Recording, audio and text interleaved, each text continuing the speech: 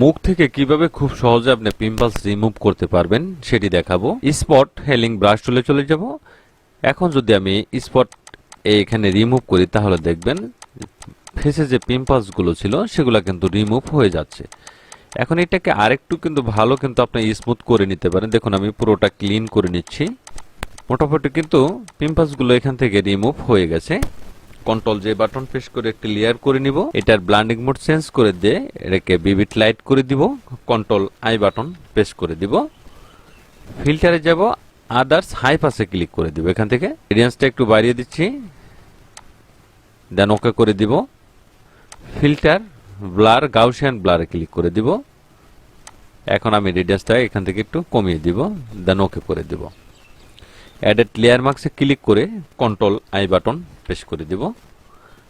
Brush টুলে চলে যাব। ব্যাকগ্রাউন্ড ফরগ্রাউন্ড কালার ঠিক রেখে দিব, একটু বাড়িয়ে দিচ্ছি।